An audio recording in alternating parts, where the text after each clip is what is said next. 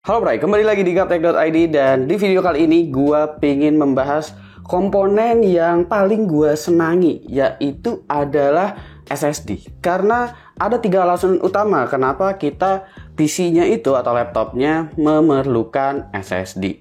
Karena apa? Yang penting SSD, Bang. Yang penting SSD. Harddisk lu buang. Yang penting SSD. Betul. Kali ini yang mau gue bahas sebenarnya bukan NVMe SSD yang ada di sebelah kanan gue ini. Ini udah sempat gue bahas waktu itu, gue bandingin dengan versi Pro-nya ya, untuk nyari tahu perbedaannya apa. Yang non Pro dan juga yang Pro. Jadi untuk yang Pro intinya pakai NVMe Gen 4 lah. Kalau yang ini dia masih NVMe PCIe Gen 3. Kali ini gue mau ngebahas sebenarnya mengenai NVMe SSD eksternal. Gue udah lama banget juga sebelumnya gue sempat ngebahas ini nih, enclosure untuk NVMe SSD, dimana sekarang kita udah bisa nemuin banyak banget ya. Tapi memang problem dari NVMe SSD khususnya yang eksternal ini adalah biasanya harganya itu otomatis tinggi karena enclosure-nya aja harganya lumayan banget mahal. Dengan controller yang bagus dan speed yang memang bagus banget aja, sekarang ini tuh speednya sebenarnya belum mencapai level NVMe PCIe Gen 3 karena masih menggunakan USB 3.2 biasanya. Dan controller yang bagus ini juga bisa didapetin dengan harga Rp800.000 hanya enclosure-nya doang, belum SSD-nya. Nah, Samsung ngirimin gua yang awalnya juga gua agak-agak skeptis dengan si Samsung Portable SSD T7 Shield ini. Karena apa gua agak-agak skeptisnya? Karena ya biasanya untuk storage eksternal kayak begini harganya bakalan tinggi banget. Kalian bisa cek deh di marketplace ya, untuk hard disk eksternal aja itu biasanya harganya lebih tinggi daripada hard disk internal gitu, apalagi SSD gitu ya. Sementara SSD SATA juga kebanyakan yang eksternal seperti itu.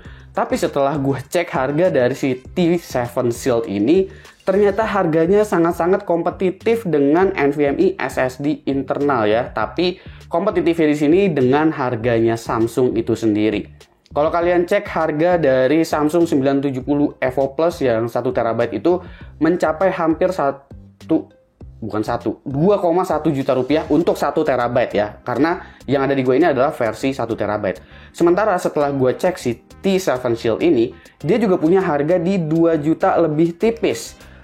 Mungkin memang secara kecepatan itu NVMe internal akan lebih kenceng. Tapi bayangin kalau misalkan kalian mau bikin NVMe eksternal seperti ini, kalian perlu ngeluarin hampir 2,1 juta ditambah dengan enclosure-nya. Mungkin enclosure yang murah deh, katakanlah mungkin 200-300 ribu gitu ya untuk enclosure NVMe itu udah dapat.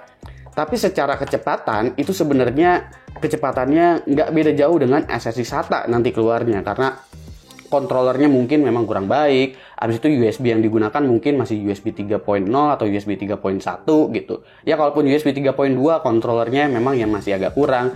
Cuma yang ada di gua ini bener-bener punya controller yang setara loh dengan si enclosure dari ROG ini yang harganya 800 ribuan. Nanti gua akan bandingin ya untuk kecepatannya kayak gimana. Karena di dalam enclosure yang ROG ini juga gua udah isi dengan Samsung 980 langsung ya. Tapi ini yang 500 GB bukan yang 1TB. Cuma secara speed sebenarnya sama aja karena gua nggak ada 970 Evo Plus gitu.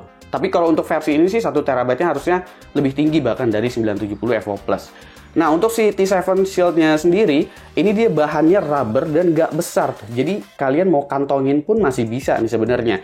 Bakalan dapat 2 kabel juga di dalam paket penjualannya. Ada yang USB Type-C to Type-C, ada yang USB Type-C to Type-A. Dan ini menggunakan USB 3.2. Kalian bisa aja menggunakan USB 3 atau USB 2, tapi disarankan menggunakan device yang memang udah mendukung USB 3.2 untuk mendapatkan kecepatan yang maksimal ya. Selain ukurannya yang mungil juga tentu gue seneng karena dia ini rubbery gitu. Jadi semisal ini terjatuh, ya seenggaknya nggak terlalu panik lah karena dia bahannya agak-agak elastis.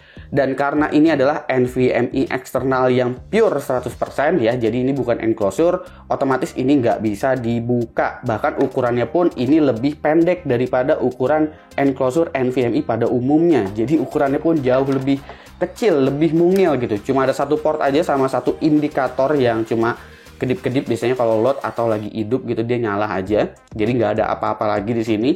Jadi kalaupun kalian bisa bongkar ini, dia sistemnya benar-benar udah satu board yang memang chipnya udah ditanam plug begitu aja, bukan NVMe yang dicolok ada slot M.2-nya di dalam sini ya.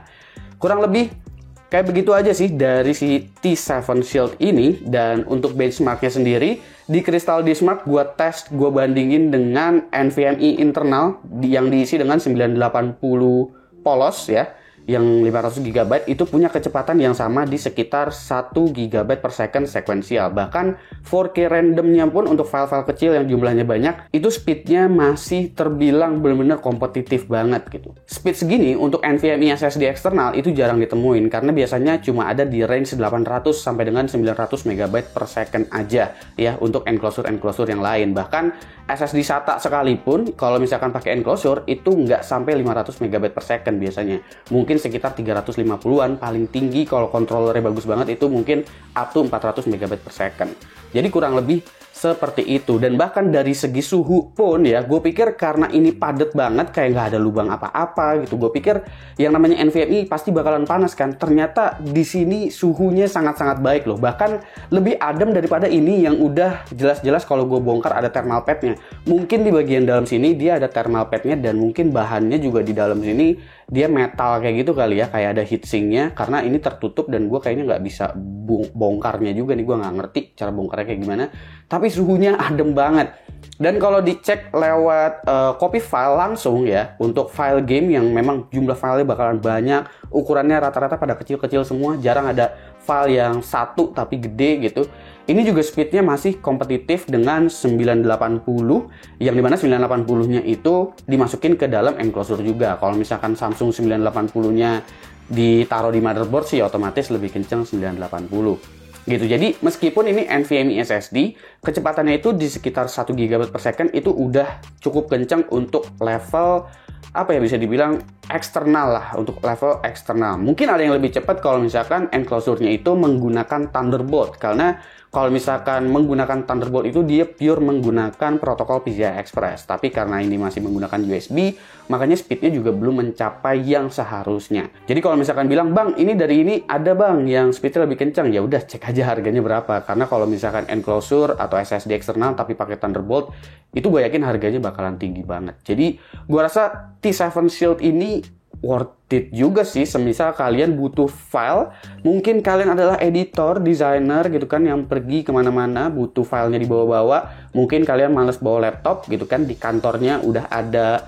PC yang cukup mumpuni buat ngerjainnya, butuh bawa filenya doang, udah tinggal colok aja gitu, nggak usah copy-copy lagi, pindah-pindahin lagi, atau download lagi, jauh lebih kenceng sih. Atau mungkin pengguna PlayStation 5 mungkin buat backup data masih bisa, tapi buat PS5 harusnya nggak bisa sembari gameplay ya, kecuali PlayStation 4. Kalau gue sendiri biasanya skenario penggunaan eksternal begini, kenapa gue juga punya ini? Karena biasanya testbed gue itu diisi gamenya sebenarnya lewat NVMe SSD eksternal. Jadi kalau kalian lihat testbed gue itu kan pakai Samsung 980 Pro 500 GB. Nggak mungkin kan itu muat semua game. Jadi library game gue itu sebenarnya ada di NVMe eksternal, yang dimana di enclosure ini juga gue ada banyak NVMe yang gue lepas pasang karena itu enclosure, dan itu memang kelebihan dari NVMe enclosure. Sementara untuk si T7 ini jelas kekurangannya, dia nggak bisa dibongkar pasang, alias kalau misalkan ini udah penuh dan kalian ngerasa butuh tambahan storage lagi, ya kalian beli lagi. Tapi seenggaknya belinya juga harganya mirip-mirip kan dengan harga dari NVMe eksternal. Jadi menurut gue masih oke-oke aja gitu. Toh gue beli enclosure ini 800.000 juga harga SSD-nya sama kayak ini kok. Karena rata-rata NVMe gue kan kebanyakan pakainya Samsung gitu ya. Gue pakai juga yang lain gitu karena beragam. Gue yang dicolokin ke eksternal ini aja kayaknya ada 3 NVMe deh gitu. Ada ini salah satunya, ada 980 Pro juga yang 1 TB. Gue masukin sini NVMe Gen 4, nggak apa-apa lah gitu ya. Biarpun speednya berkurang drastis. Satu lagi ada dari Team Group gitu deh, 1 TB juga. Jadi kurang lebih segitu sih pembahasan gue. Ini gue non-script sama sekali ya. Gue habis ngetes NVMe ini, gue langsung syutingin aja. Jadi sorry kalau misalkan pembawaannya memang nggak tertata dengan sangat baik gitu. Tapi semoga penjelasannya lumayan jelas ya untuk si Samsung Portable SSD T7 Shield. Mungkin kenapa dinamain shield karena memang ininya kali ya, karet-karet ininya. Oke, segitu aja dari gua. Jangan lupa like, share, dan subscribe jika video ini menarik buat kalian. Follow sosial media gua kalau lu kepo sama apa yang ada di balik layar Gaptek. Beli juga merchandise Gaptek kalau kalian ingin support Gaptek dengan cara lain. Ada beragam teaser di sana, silahkan cek link di deskripsi kalau emang kalian mau beli. Gue Supti dan seperti biasa sampai jumpa di lain kesempatan.